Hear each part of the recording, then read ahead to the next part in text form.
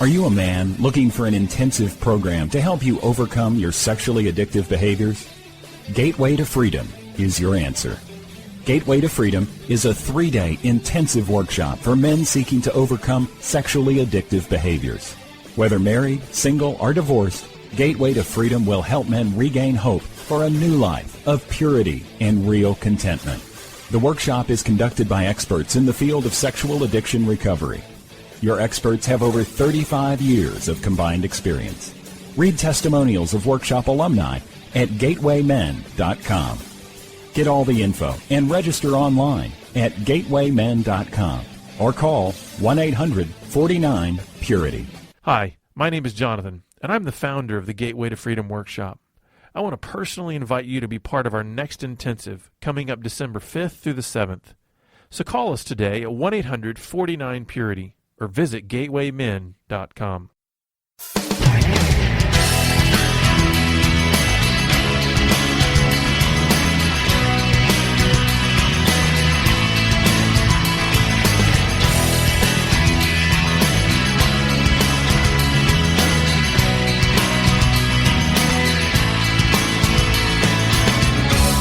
Welcome to Pure Sex Radio, training men, educating women. Are you ready to get real and start living each day in purity? This dynamic program is designed to educate, encourage, and equip listeners with the tools necessary for living a life of sexual purity. Pure Sex Radio brings you the best in mobile talk radio. Listen to real-life struggles, learn how to overcome lust, pornography, and sex addiction, and get serious about purity.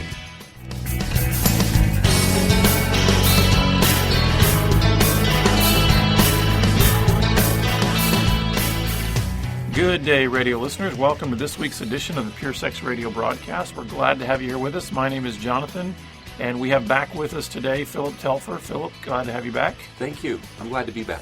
Good. Well, you know what, folks, we're just going to dive in because I feel like, last week we didn't have enough time, and so I really want to just dive right in. And so, last week with Phillip, we talked about kind of his story and where he'd come from and how he started to discover when he took a 2-week media fast at 17 years old, realizing that he was consumed in all these things and Christ was maybe leading him in a different direction for his life, that he had some pretty interesting discoveries in that 2 weeks of the things not only that he was maybe giving up, but the things he was attaining by doing this fast. And so what I would like to do, Phillip, is you said you've got some statistics that you might want to share with our listeners, and then we're going to get into maybe a little bit more of the nuts and bolts that you were talking about last week briefly about what a media fast is, and then you mentioned to me off air kind of what a media diet is. So why don't we just jump right in? Sure. Well, it's what I call the all-you-can-eat media buffet today. And even when I graduated from high school in 1990, so 42 years old, there's been a lot that has changed, especially with the internet that we really didn't have access to, at least when I was in high school. Sure.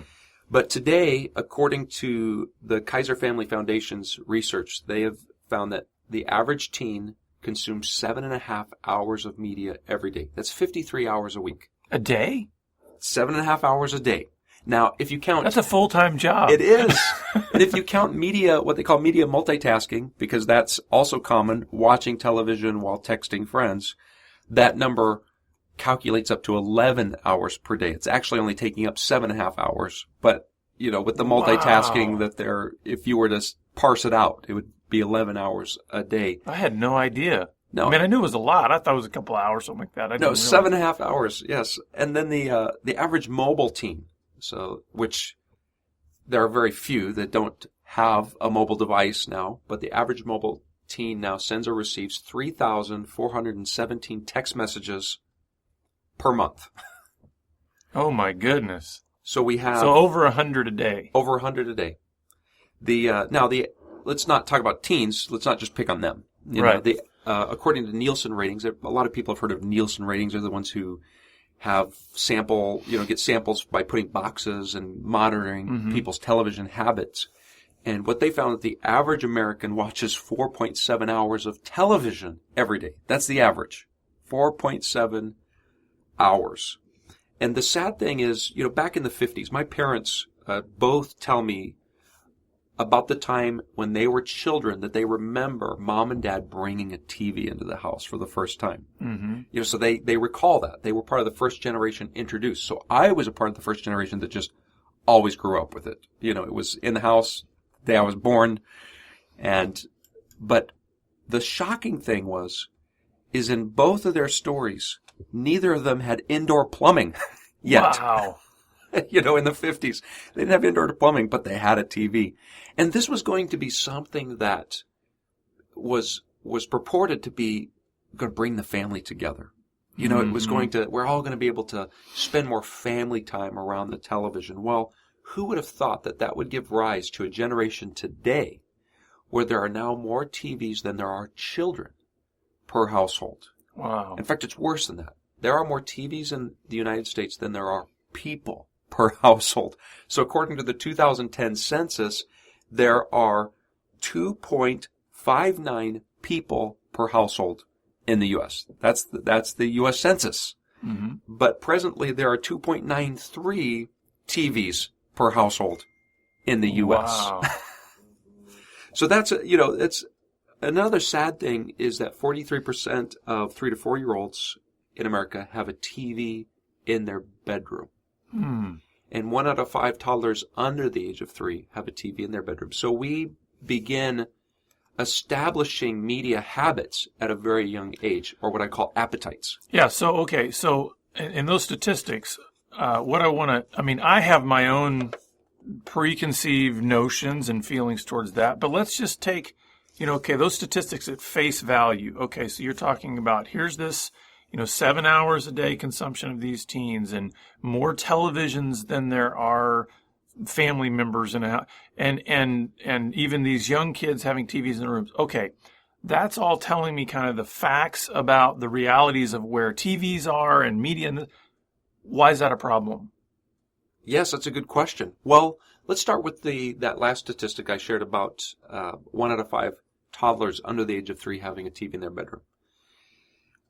That alone, there's some interesting research. We produced a documentary a couple years ago called Captivated, Finding Freedom in a Media Captive Culture. When we were producing that documentary, one of the people I was really excited to interview was Dr. Dimitri Christakis at the Children's Research Hospital in Seattle.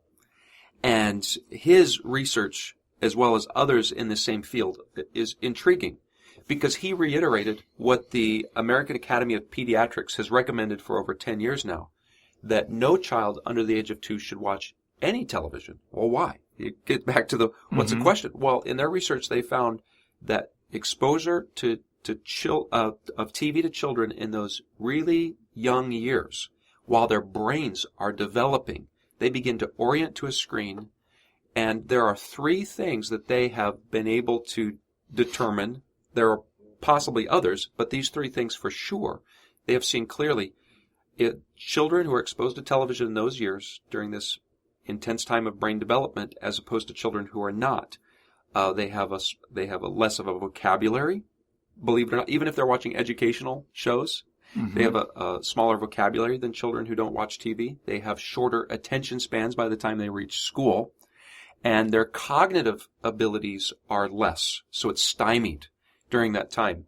And what was interesting is he said that the average child under the age of 3, let me jog my memory here so I don't get this statistic wrong, but he says for every hour, so this is what it is, every hour a child watches television under the age of 3 per day, they are 10% more likely, statistically, to develop ADD or ADHD by the time they start school. Now, the average child under the age of 3 in America is watching 3 to 5 hours of television per day. Mm. So statistically, that child watching 5 hours of TV a day is statistically 50% more likely to have ADD or ADHD, be diagnosed with that by the time they start school. So that is just dealing with the developmental side of things. And one of the things he brings up, there's a lot we don't have time to go into, but part of that just has to do with the pacing of television. It's not real life. Life is a lot slower than TV is, and where children orient to. Well, see, that's interesting to me because, in my own limited ability to reason, I would think, well, good grief, if you're watching something that's at a faster pace and you're watching these things, wouldn't that be stimulating your brain in a positive? Wouldn't that be actually making it work more? Yeah. Well, one of the problems is television, especially, is one of the most mindless things you can do. When they've done studies and monitor brain activity, it's a very passive, hypnotic. It's a hypnotic type thing. It doesn't really engage the brain. And so what they've discovered is what children really need in those early years. And this would apply, I think, in as we get older as well, is real stimulation from real interaction. They need to tactily play with blocks. They need to be read to. Children whose parents read to them in those young ages have a tremendous advantage over those who just sit in front of a television. Mm-hmm. They need interaction with others. They need to see things, experience things, touch things, taste things, feel things, and that's what's not happening when they're sitting for 5 hours in front of a television. Well, that's fascinating to me because, when, in our ministry, when we're dealing with men who've had, decades of addiction to pornography, one thing that is centrally true of all of them is they face some sort of disconnecting events or traumas in their childhood.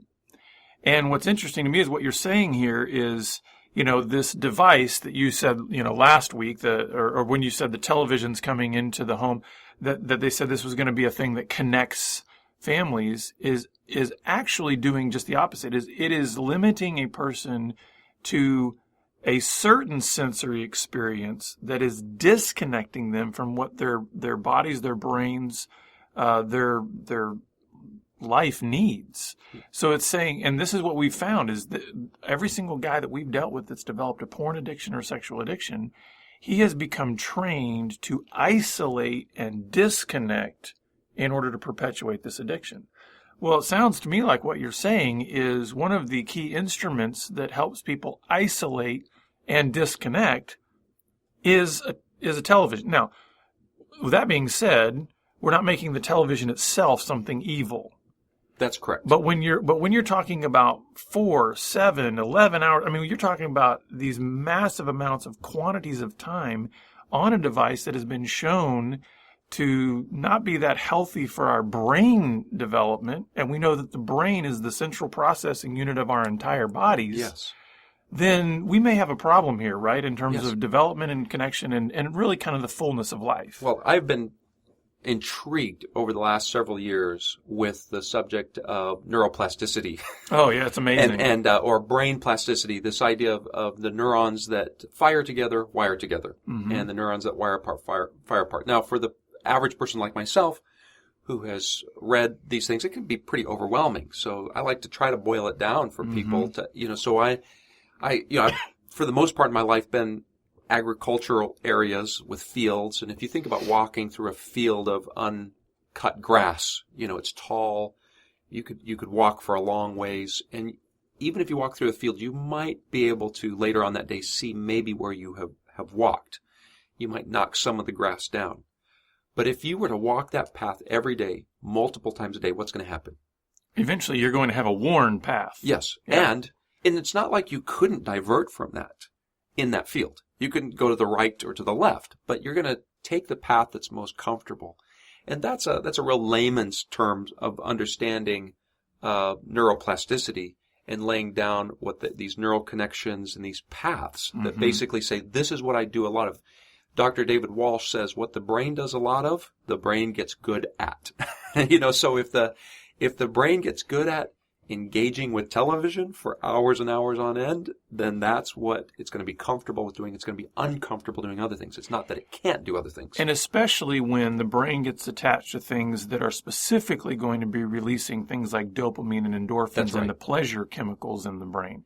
Because that's like the built-in reward system Yes. for the brain. So this is why when we're talking about things like pornography, it's one of the most powerful sort of drug releases that go on in your brain, and that's one of the reasons why I think. But it's meant to do that.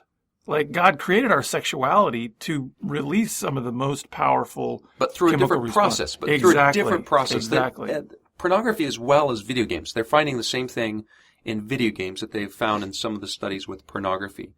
And that is that these games are so intense that they stimulate the brain in such a way as to release dopamine from the nucleus accumbens, the pleasure center of the brain. But it does it in a reverse process than what would normally happen.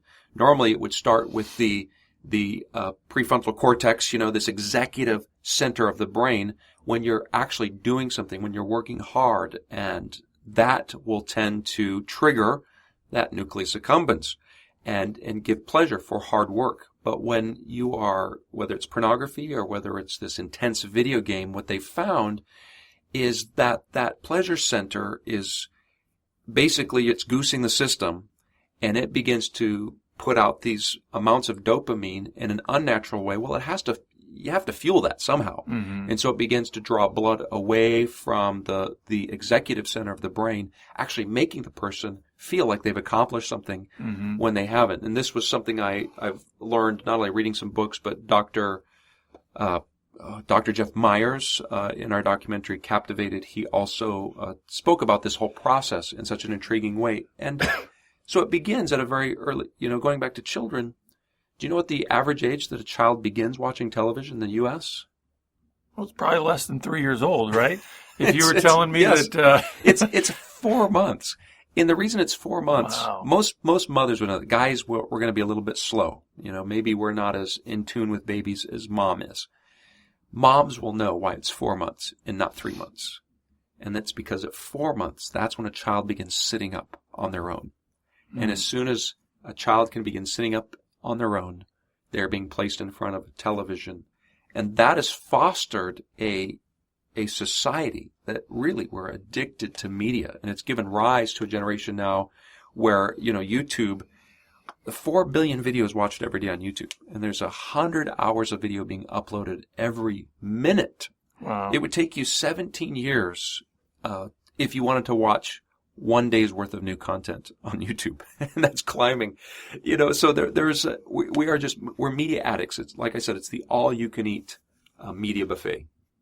And so let's talk about then what the benefits might be of a media fast and kind of helping people understand, because I know we have listeners out there that they are hearing these statistics and they're realizing I'm in one of those categories of just gorging on whether it be television or whatever screen is in front of their face, and rather than necessarily sending people on this massive guilt trip and just piling on more shame than they're already carrying, yes. How can we help people be released from that shame, but at the same time understand there's a better way to go about engaging media. There's a better way to go about living their lives and giving even if I can put it this way, even giving their bodies what it needs. Because our brain is part of our body. Yes. And as God's children, we're called to be good stewards even of our body. So how can we help our listeners not be consumed with shame, but at the same time be motivated to then go do yes. something about their media choices? Well, and I think even beyond our own physical well-being, which is an important factor of this, which we've been talking about, we're relational creatures. Absolutely, yeah. And it all comes down to relationships with our family, our community, our church, our relationship with God. How does this affect our relationship with God? And those are the things why we encourage people.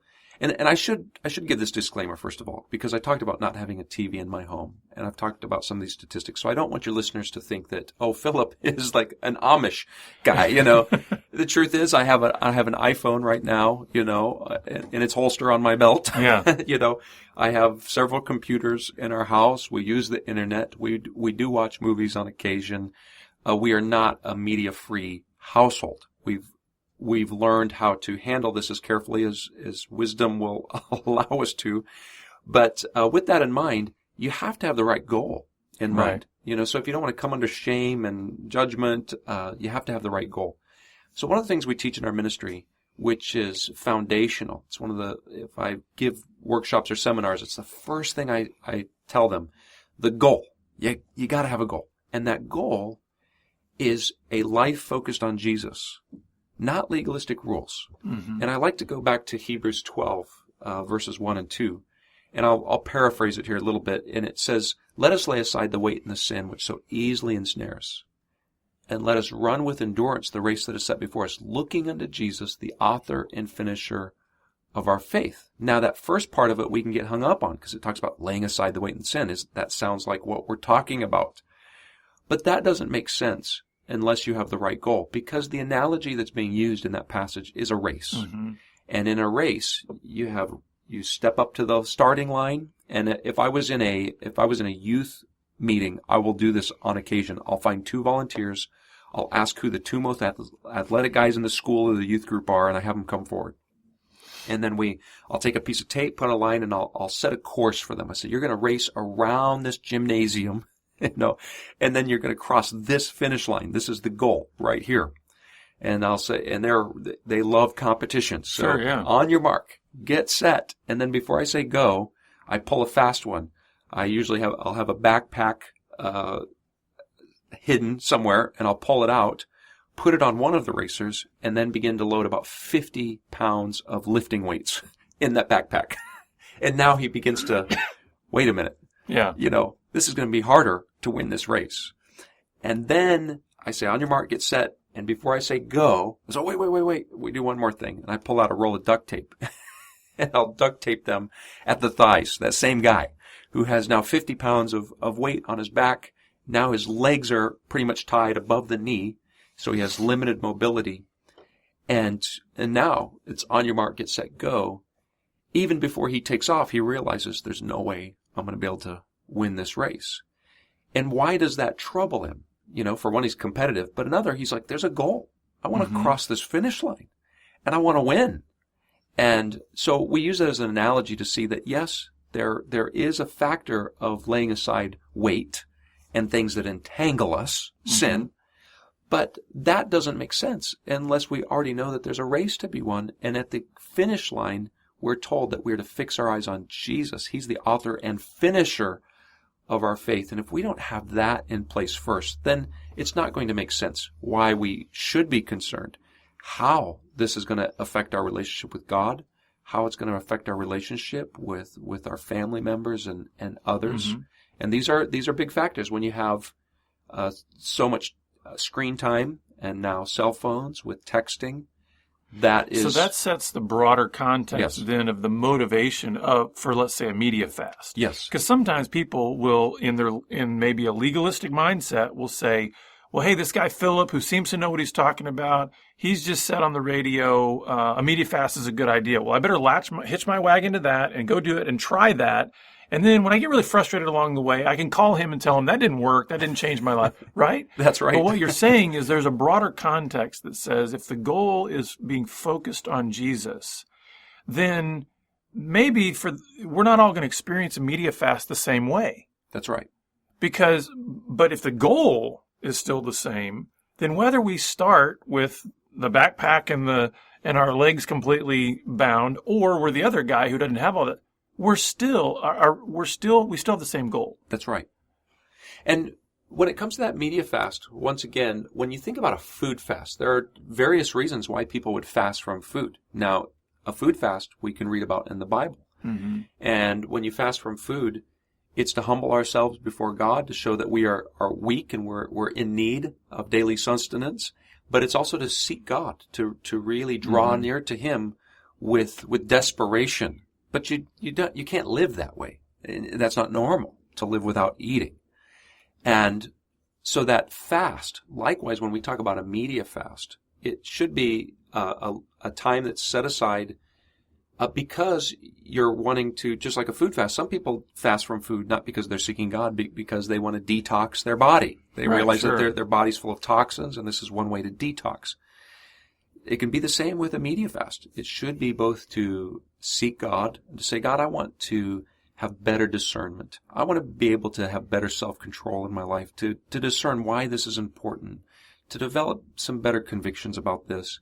I have the right goal. But also, my body's toxic right now. I don't even recognize how much this has influenced me and how it's impacting my thoughts, my ideas. So that media fast is going to jolt the system, hopefully, and then make us better discerning for where do we go now? What's the next step? And that's something that is really integral to what we do in our ministry. One of the things that, when a guy comes to us and he's been consuming pornography for years and years and years and just ingesting all of these toxins into his system, into his mind and his heart. One of the things we say is, okay, you have to detox from that. And there really is a detox period. And one of the reasons that we say that is it's not just because it's a moral thing. It's because you will not be able to see the course unless you detox. It's like sin blinds us.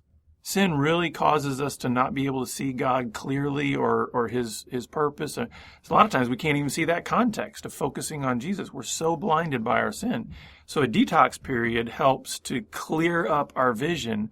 I noticed in my own recovery, one of the things that was amazing to me is as I went on this recovery journey of detoxing, I was finally it's as if a cloud lifted off of my mind and my heart. It's like all of a sudden I got out of the city and I could see the stars. Yes. And it really does help to do that, give clarity of vision. Yes. And when we, as a dad, I have 4 children. I have 2 teenagers and I have 2 younger children. So this is not something that I'm, I think a lot of parents are going, how do we navigate this? How do we help direct our families? And that's a great concern. We don't have a lot of time to go into a lot of specifics on that. But as a family, that's something, it's not just as an individual. We're trying to find ways how to better, so we talk about the media diet, just like my wife is very health conscious. Now we love our desserts, so that's part of the reason we like brownies, we like cookies, we like ice cream, those are good things, but you can't live on a diet of that. Right. And likewise, when we talk about media, we're not saying that all media is bad, that there's no place for media in our lives, whether it's the internet or whether it's a movie or whether it's, maybe a television program. But we have to understand what it is that we're consuming. So on this all-you-can-eat buffet that we're looking at, even if you're talking about a food buffet, if you're just piling up the plate, doesn't matter what you're piling, if it's too much. That's one side. So consumption, that's what we focus part of our ministry on just we are over consumers in America. And we need to pare down. We need to be able to say, hey, we're taking in too many media calories. We don't have a healthy diet. And that's regardless of even what it is we're consuming. But then the next step is, what is in that food?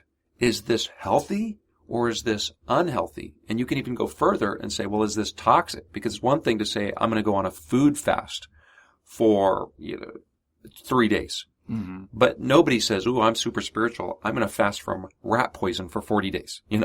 No rat poison for 40 days. And you would go like, well, that's weird. You actually consume rat poison? Right, doesn't that kill you? And so there are things like toxic media.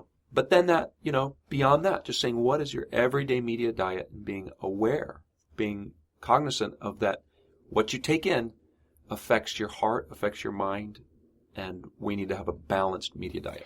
And I think because we are created to be relational, I think the major benefit, besides just feeling a sense of this weight having been lifted and feeling maybe a closer connection with God, is that we can finally have the energy and the time to really, I think, live in a way that God designed us for, which is to be relational and serve. To be able, because one of the other things that we didn't necessarily get into is how much just energy and time that some of this media steals from you, even if it's not necessarily inherently bad in and of itself. It steals time and energy. Well, we are going to have to wrap up there for this week, but Phillip, thank you for sharing with us. And folks, if you want to learn more about Phillip's ministry, go to MediaTalk101.org, and that's MediaTalk101.org.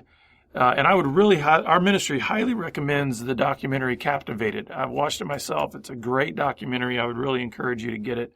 And you can get it there at MediaTalk101.org. Thanks for being here with us, listeners, and we'll see you back here again next week on the Pure Sex Radio broadcast. Pure Sex Radio is paid for by Be Broken Ministries. Visit us online at puresexradio.com.